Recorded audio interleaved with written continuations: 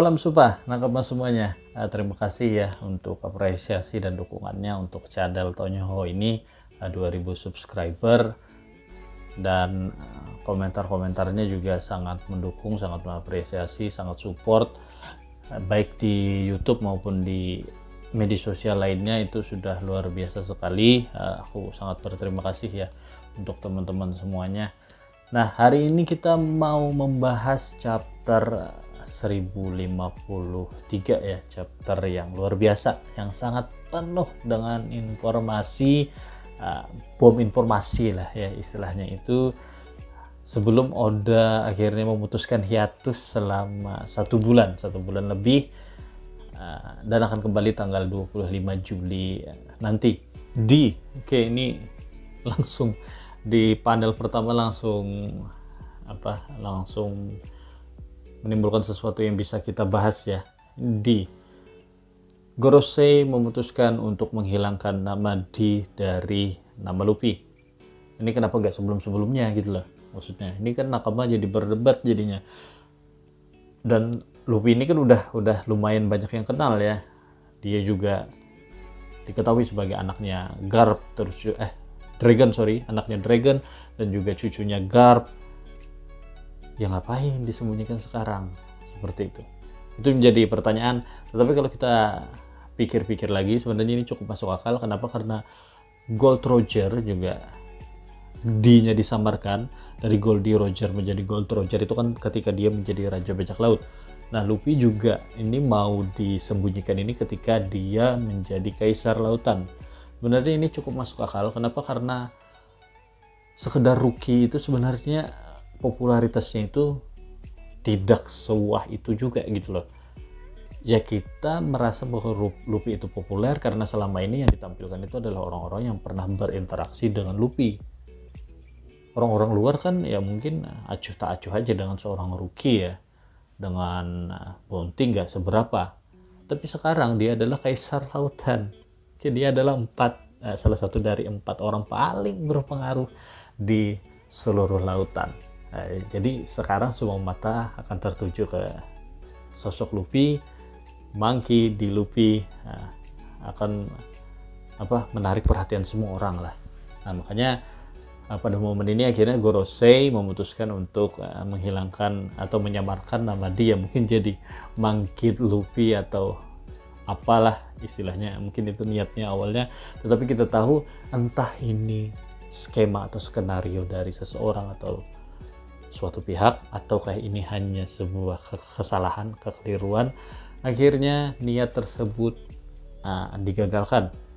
Yang tersebar justru fotonya Luffy dalam wujud Gear Pipe, Sangatnika, dan namanya masih ada D-nya. Oke, ya kita tidak tahu ya apa yang terjadi di belakang layar. Apakah ini konspirasi atau ini hanya sebuah kekeliruan semata. Terus di panel kedua kita mengetahui bahwa foto Sangatnika itu adalah dipoto oleh Guernica. Oke, Guernica adalah salah satu dari Chiverpol Zero. Ternyata ini kerjaannya malah moto si kampret satu ini.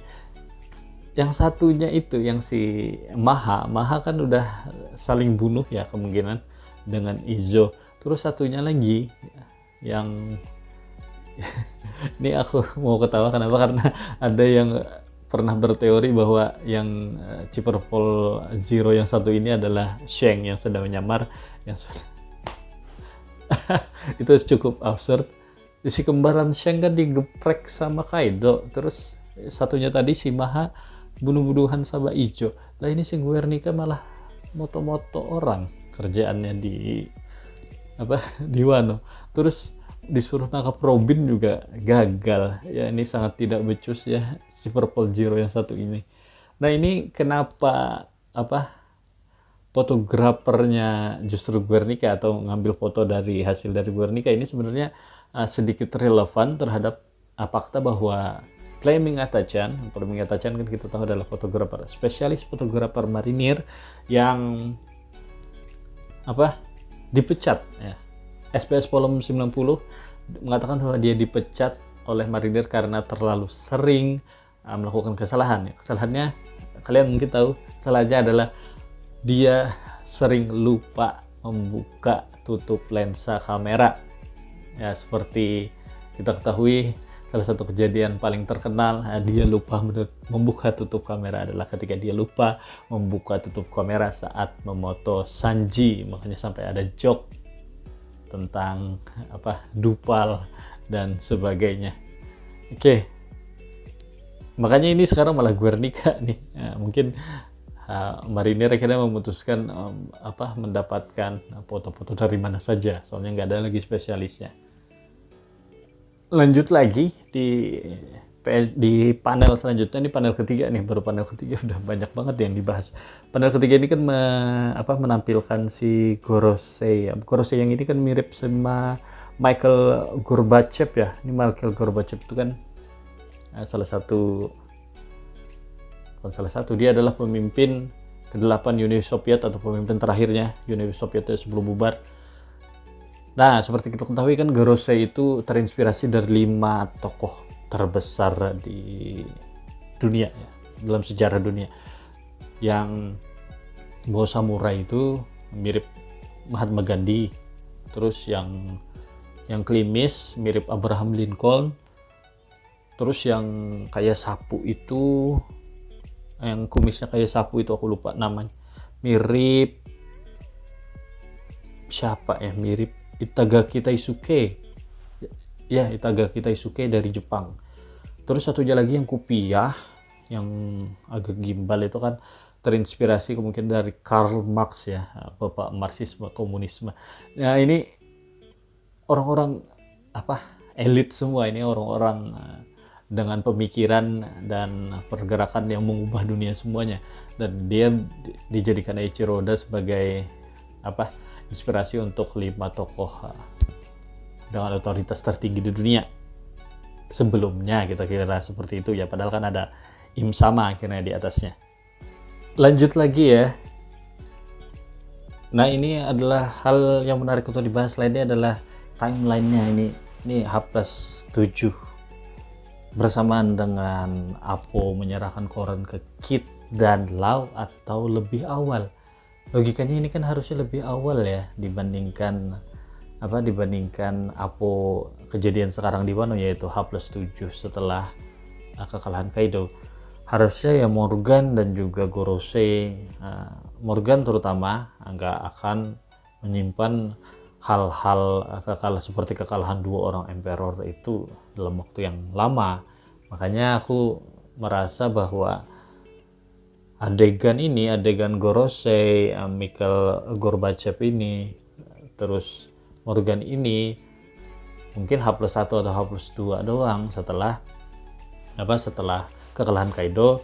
Terus H+7-nya Apu baru bisa mendapatkan koran dari World Economy Journal ya, terbaru ya, karena emang Wano adalah negara yang tertutup dan informasi-informasi dari luar itu telat datangnya, seperti itu.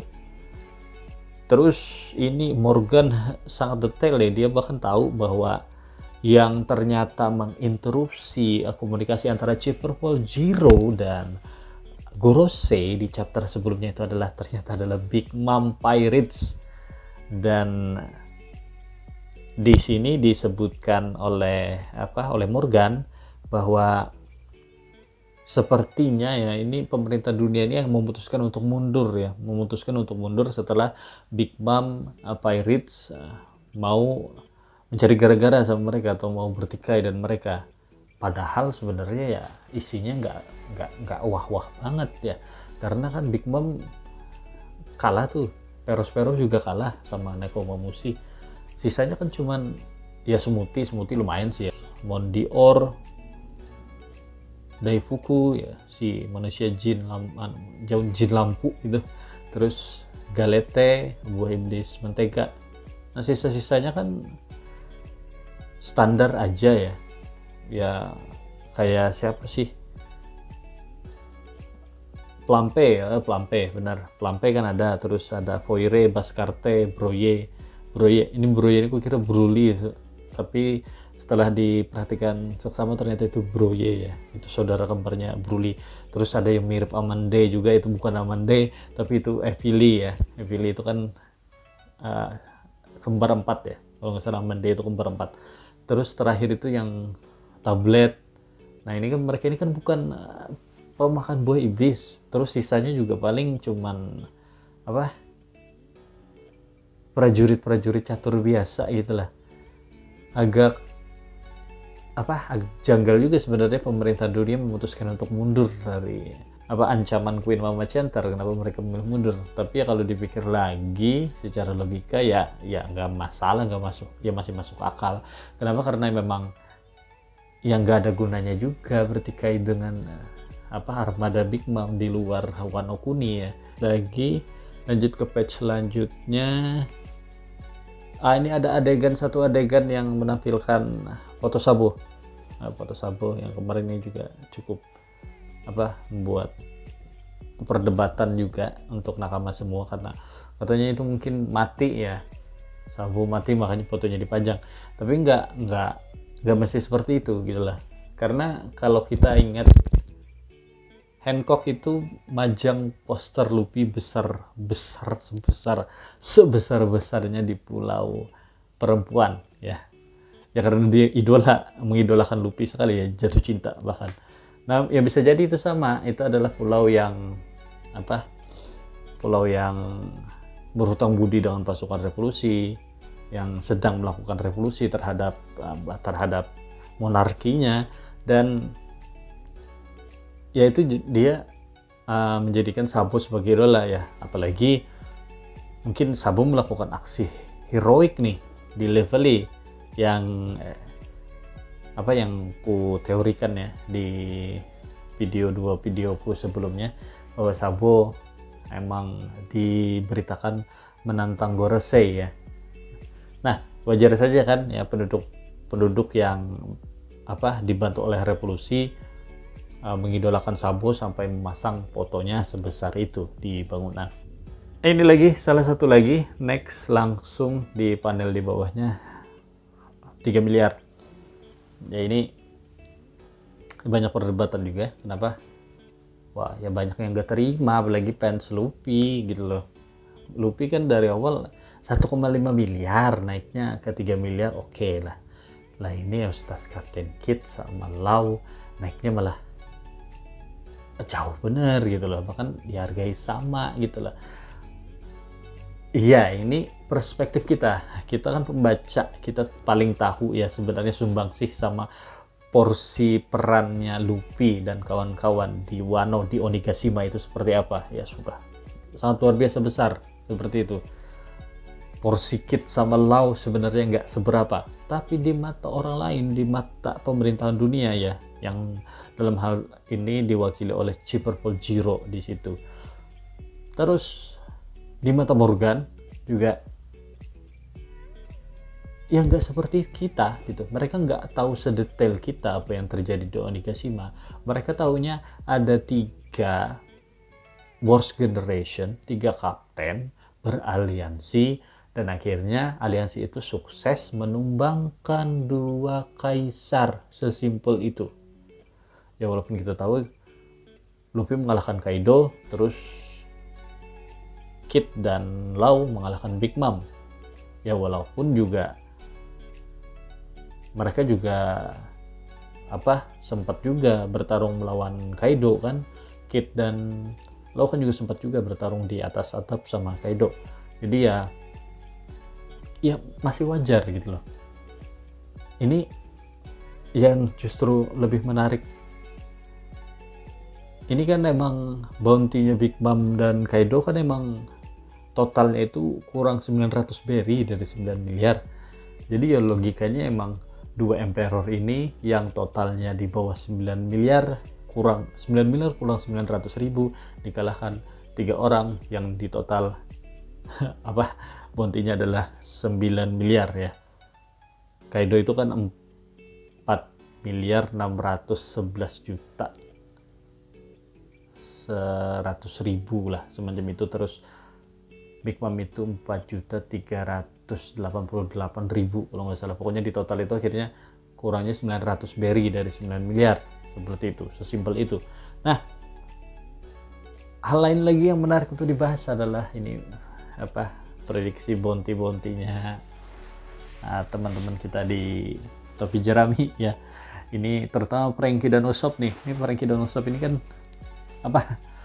Frankie kan kesal ya di Dressrosa kemarin sama Usop. Kenapa? Karena Frankie masih di bawah 100 juta sedangkan Usop sudah 200 saja. Si God Usop ini ya emang ini bakalan terulang lagi. Kenapa? Kemungkinan besar ya bakalan terulang lagi. Kenapa? Karena kalau kita ingat ya, Usop itu ngaku-ngaku udah ngalahkan 2 Tobiropo loh. Dia ngaku-ngaku dia mengalahkan Page One dan Ulti.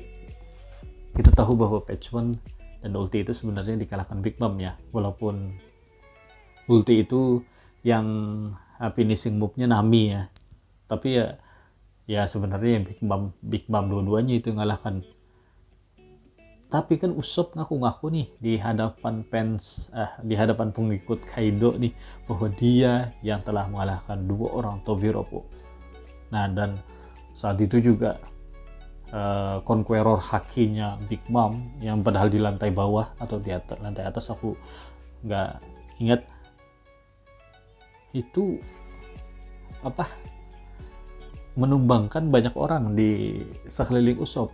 Jadi dikira orang bahwa Usop mengeluarkan Conqueror Haki, padahal itu Conqueror Hakinya Big Mom gitu, hauhnya Big Mom. Jadi ini kalau kita hitung-hitung pakai matematika aja ya, matematika sederhana ya. Ulti itu 400 bounty-nya, terus Page One itu 290 kalau nggak salah. 590 kan itu. Berarti Usop mungkin bisa 600 juta berry itu bounty-nya. Bandingkan sama Frankie. Frankie ini kan kali ini dia mengalahkan Sasaki ya. Sasaki itu bounty-nya berapa sih? Sasaki bounty-nya adalah 472 juta doang. ya mungkin 480 sampai 500 logikanya dong. Frankie untuk bounty-nya kalah lagi nih sama God Usop. Frankie ya tapi lumayan lah ya, Frankie naiknya dari awalnya 94 juta naik jadi 500-an ya, walaupun masih kalah dari God Usop. Seperti itu. Terus Jinbei 438 juta mengalahkan Hushu yang 546 juta, ya naik lah ya 550 ya, yang mungkin kalah lagi nih, masih kalah nih dapat Usop. Terus Robin itu 130 juta mengalahkan Black Maria itu 480 juta, mungkin naik juga 500 ini ngeri semua jadinya nih. Cuman yang kasihan itu Nami, Chopper, dan Brook nih, 3 pelawak ini nggak mendapatkan lawan yang heavy hitters. Mereka nggak mendapatkan lawan powerful nih di Wano. Jadi ini kemungkinan paling sedikit kenaikannya. Nah, kalau Sanji sama Zoro ya wes lah, itu sayap raja bajak laut. Wajar lah, harus 1 miliar. Sekarang kan mereka komandan utamanya Yonko gitu loh. Jadi King itu kan 1,39, terus Queen 1,32. Ya King dan Sanji dan Zoro ya otomatis harusnya di atas itulah ya. Seperti itu. Terus ke adegan selanjutnya, nah ini ada pelayan yang menyediakan Honjin Ryori ya di Flower Capital di istana. Honjin Ryori ini kayak sajian formal makan ya, sajian makan formal ya, miripnya full course ya. Kalau kalian pernah baca manga Toriko mungkin tahu ya, full course itu kayak harus dioper appetizer, soft dish, main dish, meat dish, terus ada dessert dan penutup dan sebagainya. Nah, Honjin Ryori ini ya seperti itu, tapi konsepnya dari tradisional Jepang. Nah, ini kasihan banget. Kenapa? Karena cuma Jinbei doang yang ternyata setia menunggu Honjin Ryori ini disiapkan ya. Jinbei ini emang paling kebapakan, paling bijaksana di grup topi jerami ya. Walaupun sebenarnya paling tua Brook, tapi Brook juga istilah lah konyol juga satu itu sama lah.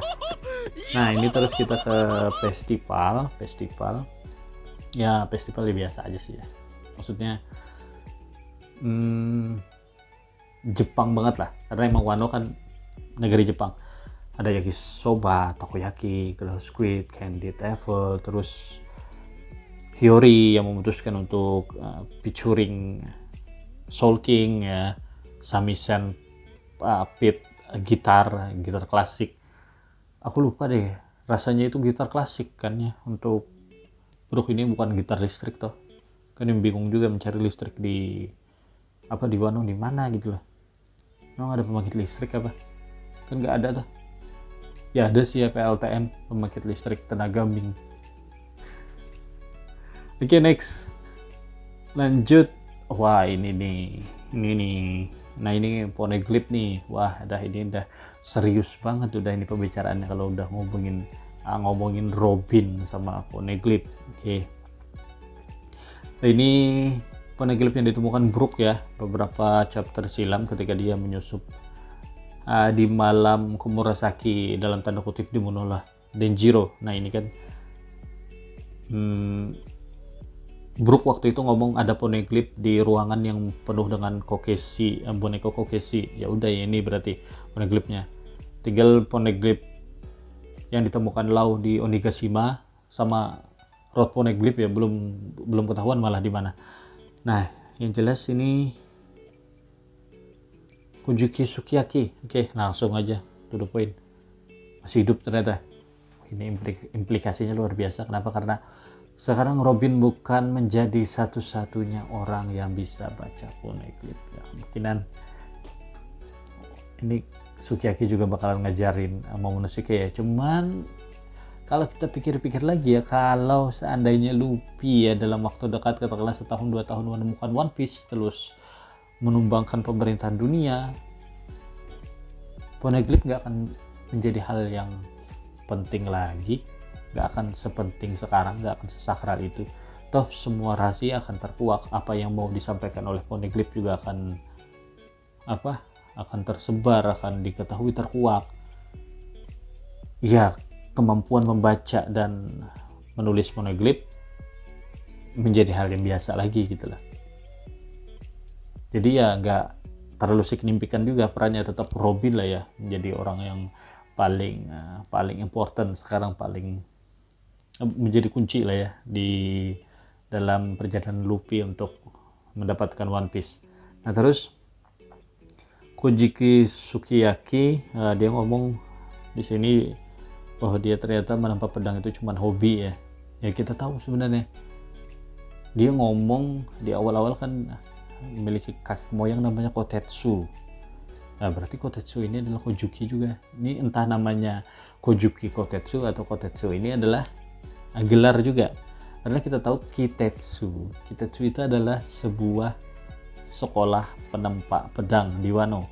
Itu kayak sebuah aliran penempa pedang. Nah yang sayangnya kita nggak explore di sini di Wano Arc ini ya. Mungkin emang sekolah itu tutup atau sekolah itu bubar karena Orochi dan Kaido jadi penguasa ya. Yang jelas sekolah Kitetsu ini menghasilkan penampa pedang yang luar biasa tentunya. Oh ya, informasi ini ada di One Piece databook ya, Yellow Grand Element ya kalau nggak salah, Yellow Grand Element. Nah intinya Kotetsu kan yang bikin D-Day Kitetsu generasi kedua, terus si Sukiyaki membikin Kitetsu generasi ketiga, Sunday Kitetsu yang sekarang dipegang Zoro. Terus dia juga si Sukiyaki juga menempa Ame no Habakiri ya, yang pedangnya Momonosuke sekarang, Oden yang kemudian diwariskan ke Momonosuke. Ya, ini sebenarnya elit juga sebenarnya ternyata si Sukiyaki ini ya, bisa menempa pedang sehebat itu, walaupun nggak ya, mungkin levelnya masih di bawah Shimotsuki Kozaburo, si kakek tua yang menempa Wado Ichimonji dan Enma-nya Zoro sekarang ya. Oke, ini selanjutnya Pluton. Wah ini pembicaraan yang sangat berat. Pluton, ya aku berteori Pluton di Alabasta ya, karena memang krokodil sangat jelas ngomong bahwa Alabasta, Pluton itu ada di suatu tempat di negeri ini, dia ngomongnya di Alabasta. Cuman ya wajar sih ya, informasi itu salah seperti itu.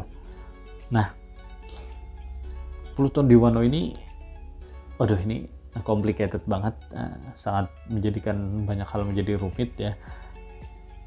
Cuman mungkin kita bahas potensi lokasinya aja ya, potensi lokasinya.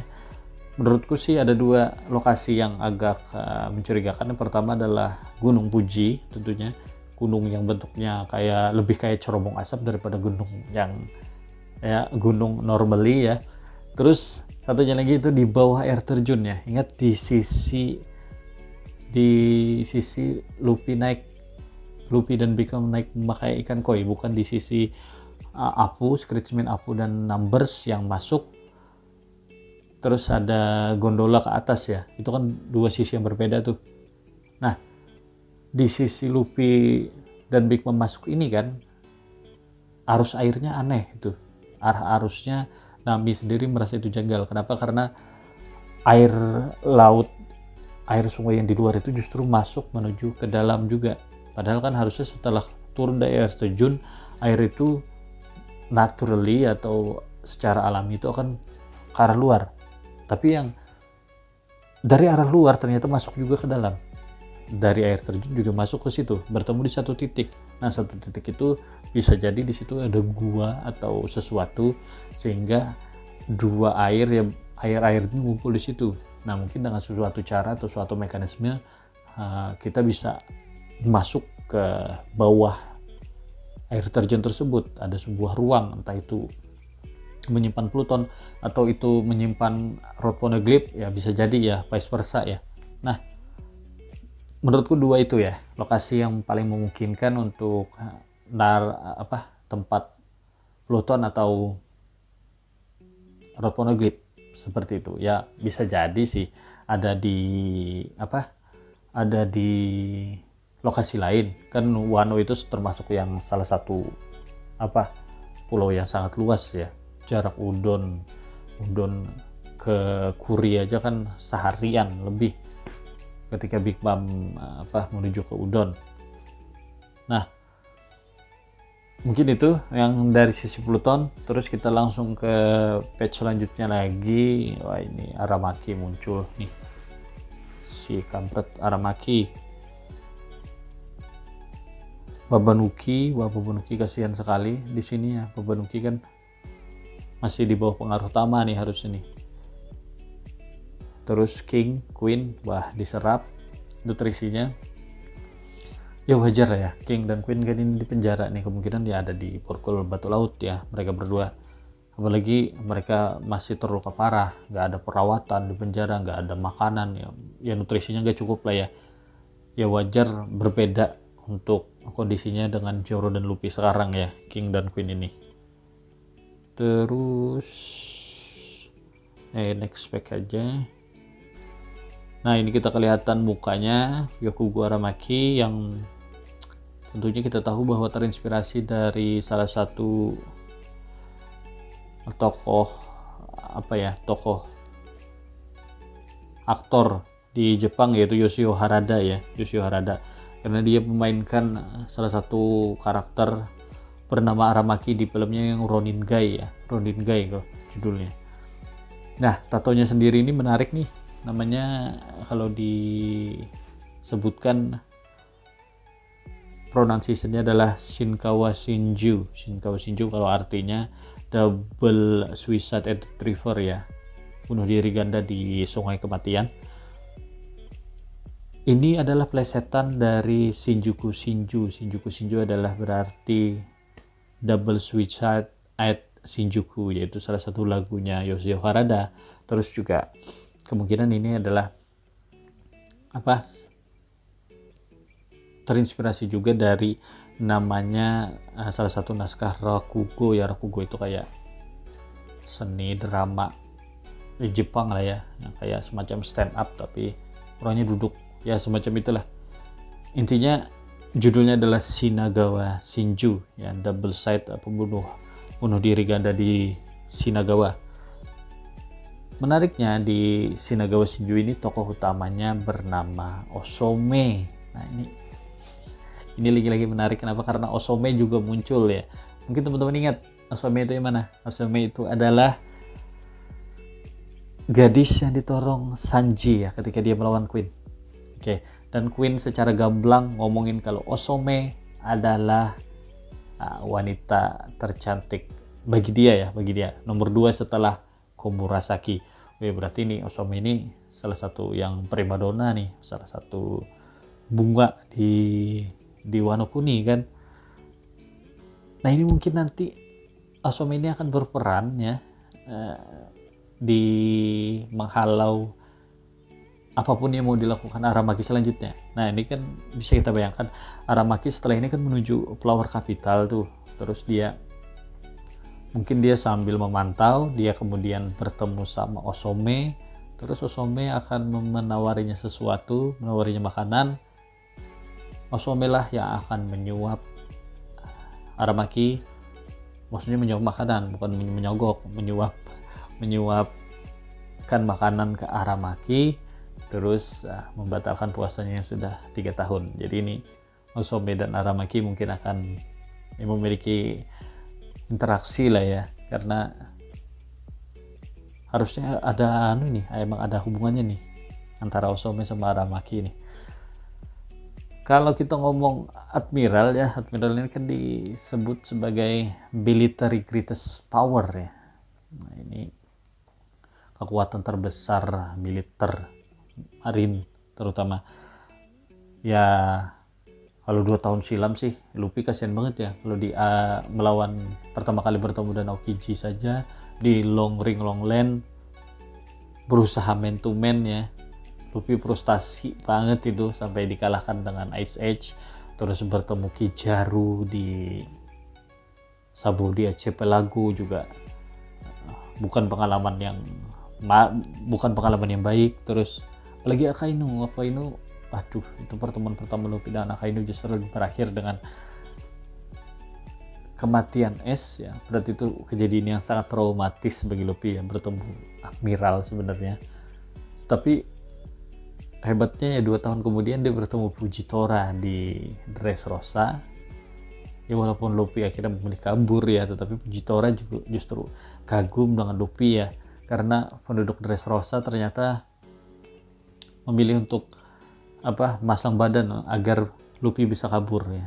Makanya Fujitora bahkan sampai kagum ya. Tapi Fujitora ini emang agak berbeda ya kepribadian sama moralitasnya.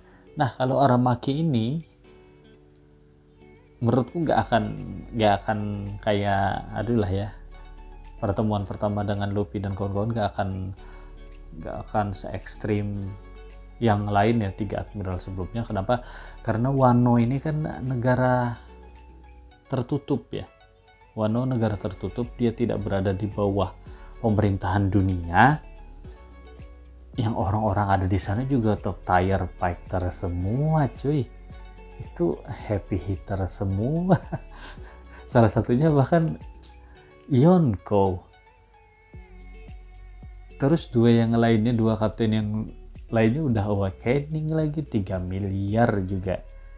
Belum ada yang mau menyamai dewa pedang Ryuma.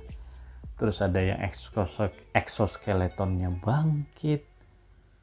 Belum lagi kita ngomong 2 berandal Nekomamushi Inuarashi juga ada di situ. Ya mau ngapain Aramaki sendirian di situ ya, aku ngerti ya. Admiral itu sangat luar biasa. Aku bahkan ya kalau melawan Yonko yang dulu ya. Yonko itu 1 lawan 1 melawan Admiral, menurutku menang Yonko. Tapi kalau 2 lawan 1, 2 Admiral lawan Yonko, 2 Admiral menang. Nah itu menurutku ya. Tapi power level itu gak usah dibahas lah, itu perdebatan yang akan sangat panjang. Jadi sangat kecil kemungkinan ya terjadi bentrokan yang besar atau atau luar biasa nih dengan kedatangan Aramaki. Menurutku bahkan tidak terjadi apa-apa, dan ya Osome tadi berperannya. Terus next, oke, kita melihat ini Luffy ternyata Gomu Gomu no Mi, bukan Gomu Gomu no Mi lagi ya ini, Nika Hito Hito no Mi. Kekuatan karetnya ternyata masih ada. Padahal aku merasa bahwa kekuatan karetnya mungkin akan hilang untuk sementara waktu ya, karena harusnya ada efek sampingnya gitu loh. Gear pipe dengan kekuatan yang sangat luar biasa seperti itu, tapi rupanya dia masih karet, dan well, that's fine. Terus Kampai, oke. Kembang api. Wah, ini ada muncul nih Shinobu, Nami, dan kawan-kawan, Denjiro, Joro, Okiku, terus Raicho. Carrot juga ada nih, Carrot muncul. Carrot for Nakama, teman-teman. Jangan putus asa, ya, masih ada harapan. Kan Carrot mirip Neko dan Inu ya, yang menyusup seenaknya ke kapal Raja Bajak Laut. Jadi ya mungkin Yamato akan gabung, tapi Carrot akan menyusup ya, dan gabung begitu saja ya, semoga sih. Nah, ini menarik juga, Luffy ternyata tune powernya, tune effectnya masih ada. Oke, ada last one. Oke, ini bagi The Genius Jester. Oke, ini viral, going viral nih beberapa waktu yang lalu ya, karena unexpected banget ya bagi menjadi Yonko, Kaisar Lautan. Tapi sebenarnya sangat masuk akal, karena Kaisar Lautan itu sebenarnya bukan orang-orang yang paling kuat ya, tapi orang-orang yang paling berpengaruh di lautan. Itu yang kutangkap ya dari gelar Yonko itu sendiri. Jadi kalau kita analisis dari kata ya, Emperor adalah orang-orang yang memimpin sebuah empire ya. Empire itu kan gak cuman berarti kerajaan atau kumpulan beberapa negara, tapi empire juga kadang juga bisa didefinisikan sebagai sebuah organisasi yang sangat besar ya, dengan tujuan tertentu. Nah, Luffy ini kan dia memiliki Grand Fleet ya, lumayan besar, 5.000 ya, walaupun gak ada apa-apanya dibandingkan Kaido yang 30.000 anak buahnya. Tetapi selain memiliki Grand Fleet, selain ya Grand Fleet ya istilahnya, Luffy kan juga dianggap orang luar itu memiliki banyak sekali aliansi. Oke, pertama Law, terus di Whole Cake Island Luffy itu dianggap memiliki beraliansi dengan Germa 66, terus Sun Pirates, terus juga sama Kapun Gangback. Nah, di Wano ini Luffy juga dianggap beraliansi lagi. Sekarang tambahannya adalah Kid, terus juga Ming, terus juga Samurai, plus ninja si Raijo doang. Nah, ini bagi orang luar, bagi pemerintah dunia, berarti Luffy ini adalah orang yang menggerakkan begitu banyak orang untuk satu tujuan. Nah, jadi ya jelas itu pengaruhnya adalah sangat besar. Makanya Luffy sudah dianggap sebagai kaisar, dan Law dan Kid tidak dianggap sebagai kaisar ya, walaupun walaupun bounty-nya sama ya, tapi mereka cuma dianggap sebagai sekadar beraliansi doang sama Luffy. Mereka tidak dianggap memiliki pengaruh sebesar Luffy untuk menggerakkan banyak orang.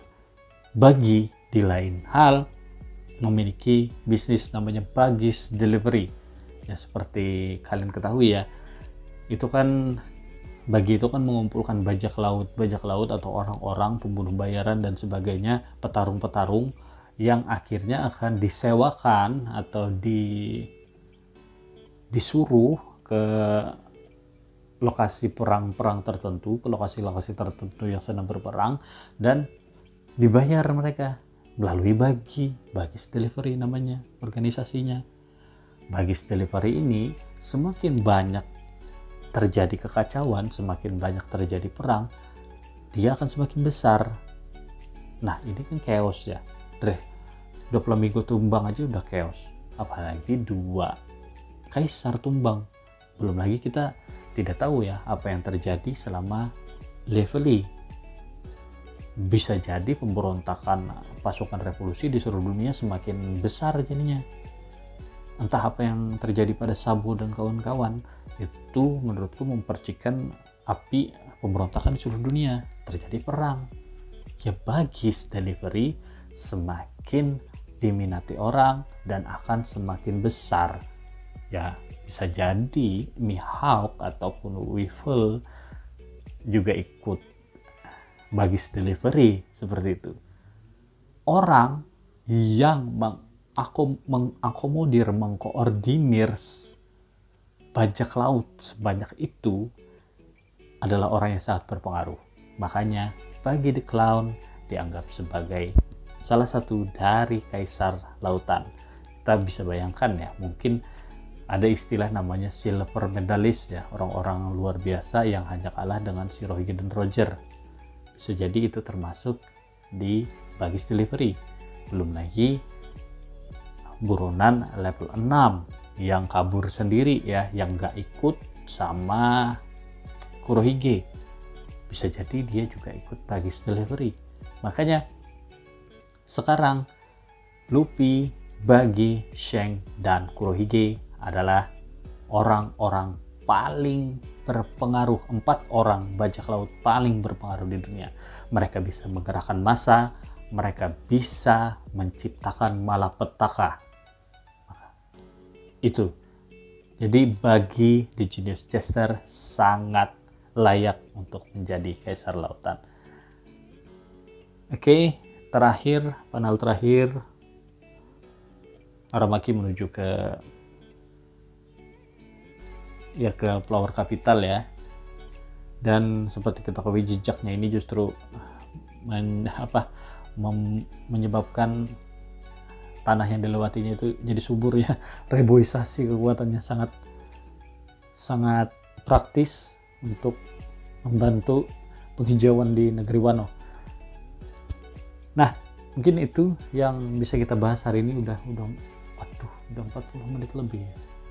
Ternyata luar biasa. Terima kasih ya kalau teman-teman ada yang sampai menyaksikan video ini secara sampai habis ya, sangat saya apresiasi.